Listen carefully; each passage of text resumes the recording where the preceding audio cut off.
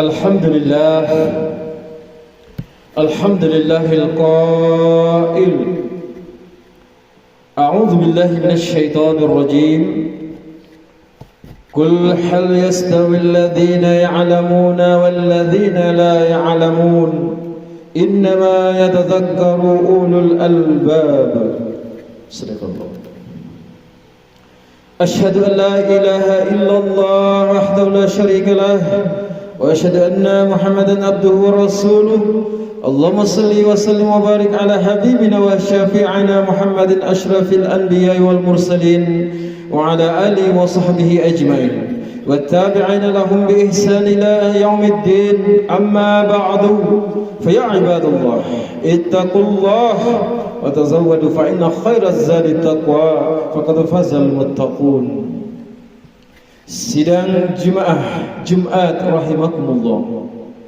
Saya menyuruh kepada diri saya sendiri dan tuan-tuan sekalian, marilah bertakwa kepada Allah Subhanahu wa taala dengan sebenar-benarnya. Tunaikanlah segala suruhan Allah Subhanahu wa taala dan tinggalkanlah larangannya. Semoga Allah Subhanahu wa taala meridai hidup kita, bahagia di dunia dan di akhirat. Tajuk khutbah pada hari ini ialah kembali kepada jiwa dan minda merdeka. Sebelum kita mulakan khutbah Jumat pada hari ini, suka saya ingatkan bahawa mendengar khutbah adalah sebahagian kesempurnaan solat Jumat itu sendiri.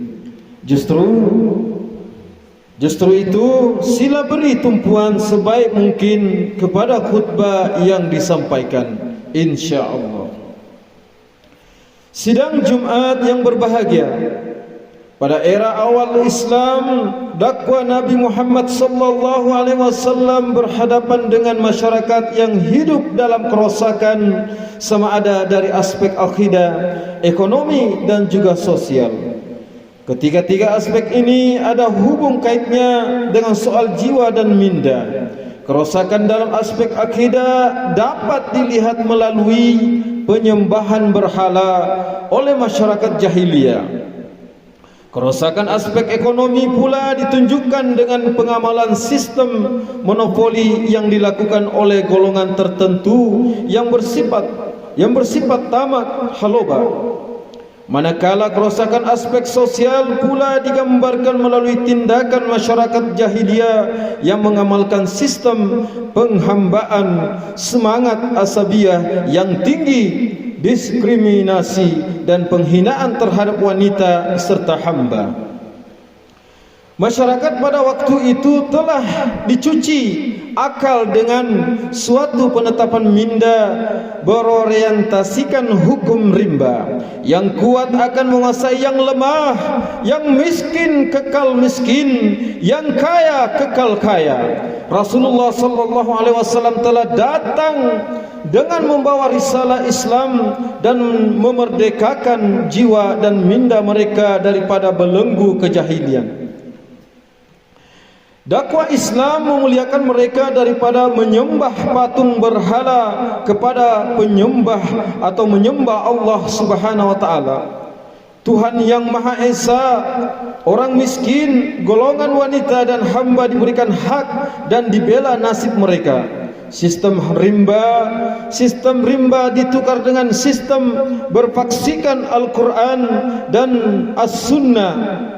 Benarlah firman Allah Subhanahu wa taala dalam surah Al-Isra ayat 81. A'udzu billahi minasyaitonir rajim. Wa qul ja'al haqqu wa zahaqal batilu innal batila kana zahuqa. Maksudnya, dan katakanlah telah datang kebenaran yaitu Islam, dan hilang lenyaplah perkara yang salah yaitu kufur dan syirik. Sesungguhnya yang salah itu sememangnya satu perkara yang tetap lenyap. Sidang Jumat yang dirahmati Allah, nikmat kemerdekaan jiwa dan minda yang dibina dengan hujah konkret Al-Quran dan As-Sunnah inilah yang sepatutnya kita fahami, hayati dan zahirkan dalam kehidupan seharian. Malangnya ada segelintir daripada umat Islam pada hari ini masih dibelenggu kejahilan jiwa dan kejumudan akal dengan mempercayai perkara khurafat dan tahyul, seperti apa yang berlaku dengan kes kematian menyayat hati, yaitu pegawai Kadet Laut Universiti Pertahanan Nasional Malaysia UPNM almarhum Allahyarham Sul Farhan Osman Zulkarnain yang telah menggemparkan negara.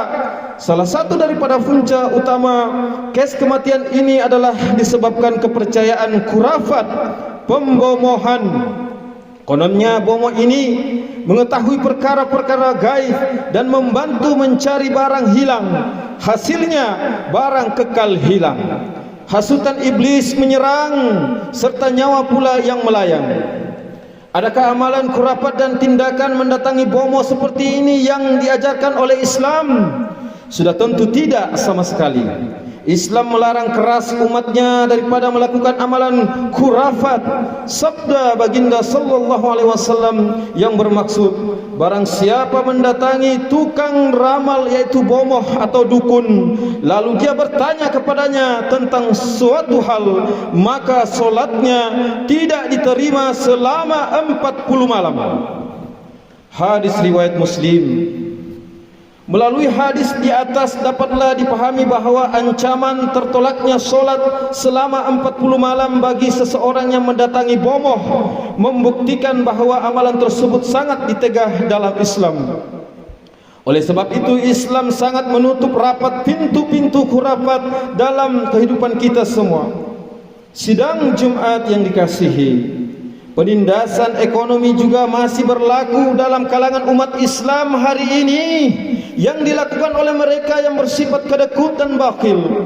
Selain itu, golongan yang kaya dan berkemampuan sudah lupa akan tanggung jawab sosial mereka dengan mengabaikan kewajiban ibadah zakat, khususnya zakat harta. Apabila pembayar zakat mulai culas akan peranannya, maka golongan asnaf jugalah yang akan menerima kesannya. Perkara seperti ini amatlah dikesali. Syekh Muhammad Mutawalli Al-Sya'rawi, seorang ulama kelahiran Mesir, pernah mengatakan, apabila kamu melihat orang fakir di negeri orang Islam, maka ketahuilah bahawa terdapat di sana orang kaya yang mencuri bahagian daripada hartanya. Hal ini kerana dalam harta kita semua adanya hak orang lain.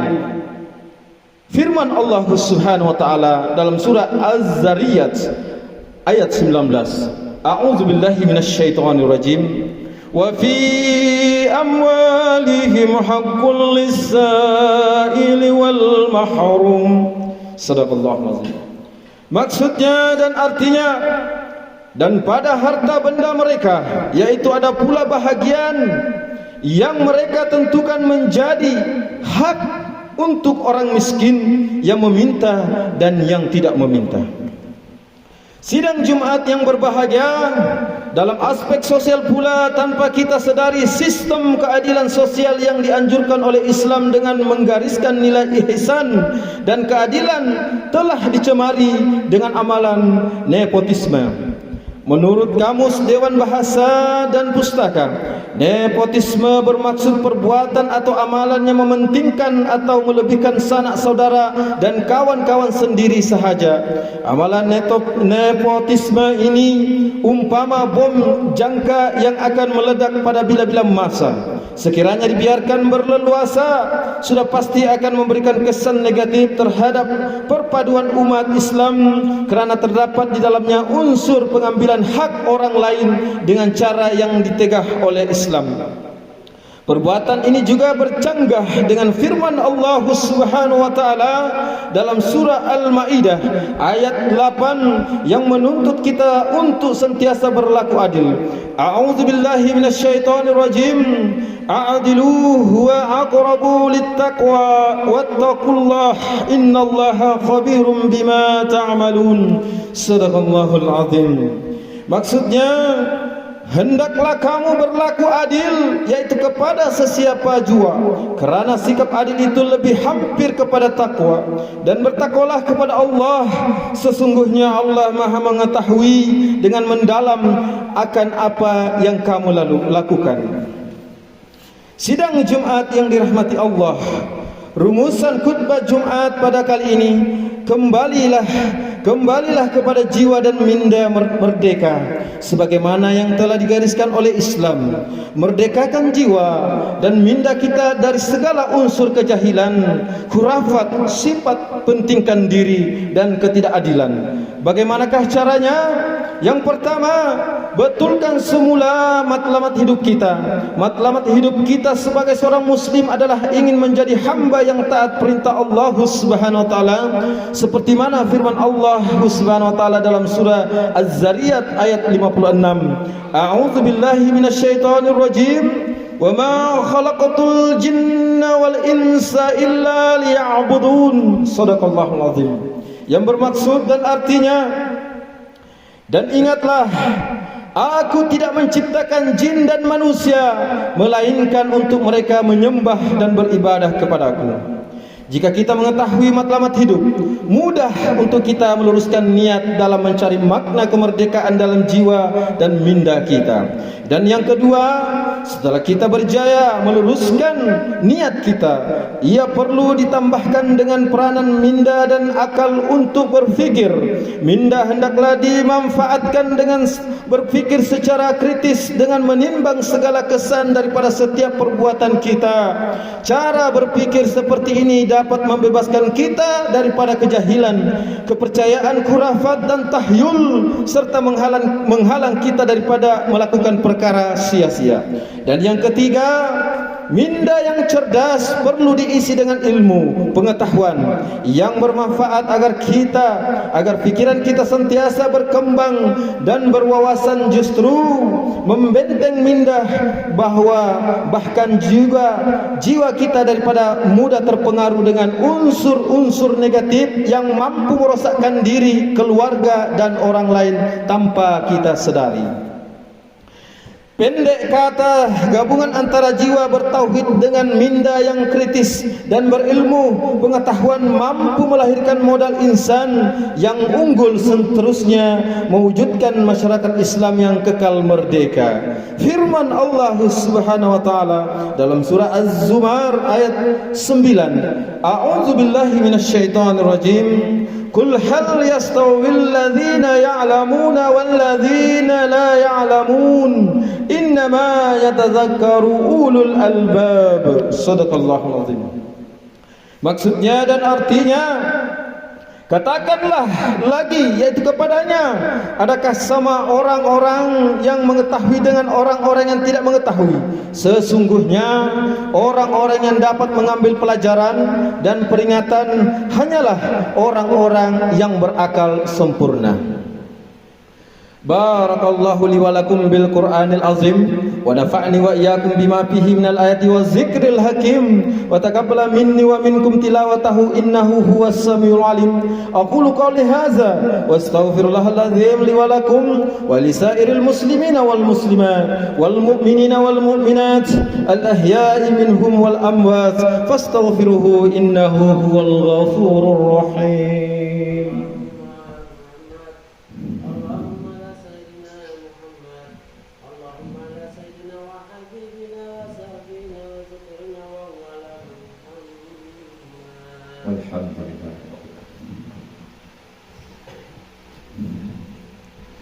Alhamdulillahi Rabbil Alamin.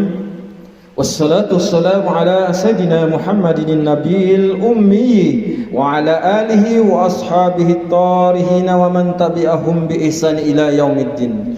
Ashhadu an la ilaha illallah وحده لا شريك له وأشهد أن سيدنا محمدا عبده ورسوله أما بعد فيا عباد الله اتقوا الله حق تقاته واعلموا أن الله أمركم بأمر عظيم أمركم بالصلاة والتسليم على نبيه الكريم فقال الله تعالى إن الله وملائكته يصلون على النبي يا أيها الذين آمنوا صلوا عليه وسلموا تسليما اللهم صل على سيدنا محمد وعلى آل سيدنا محمد كما صليت على سيدنا إبراهيم وعلى آل سيدنا إبراهيم وبارك على سيدنا محمد وعلى آل سيدنا محمد كما باركت على سيدنا إبراهيم وعلى آل سيدنا إبراهيم في العالمين إنك حميد مجيد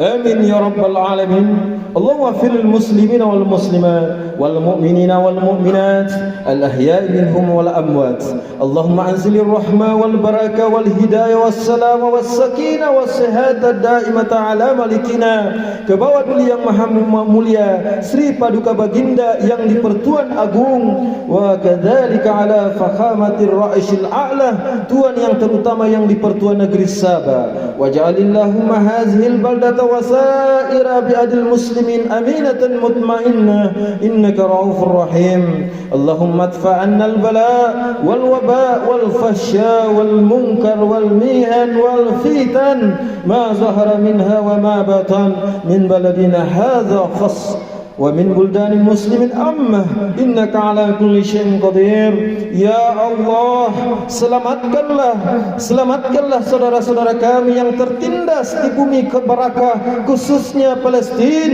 kasihanilah mereka limpahkan gugusan rahmat-Mu ke atas mereka ya Allah naungilah kehidupan kami negeri dan juga negara kami hiasilah diri kami dengan sifat-sifat terpuji dan jauhi kami daripada sifat-sifat yang terkeji jadikanlah kami dan daripada keturunan kami orang-orang yang istiqamah mendirikan solat secara berjamaah menunaikan zakat berpuasa dalam bulan Ramadan mengerjakan ibadah haji mewakafkan harta dan berinfak pada jalan yang Engkau ridai sesungguhnya hanya kepadamu jua ya Allah tempat kami mengadu dan memohon pertolongan Rabbana atina fid dunya hasanah wa fil akhirati hasanah wa qina azabannar ibadallah walhamdulillah Inna Allah ya'muru bi'adli wal ihsan wa ita'i zil qurba wa yanha 'anil fahsya'i wal munkar wal baghi ya'izukum la'allakum tadhakkarun fazkurullahal azim yazkurkum washkuruhu 'ala ni'amihi yazidkum was'aluhu min fadli yu'tikum wa la dzikrullahu akbar wallahu ya'lamu ma tasna'un akhimus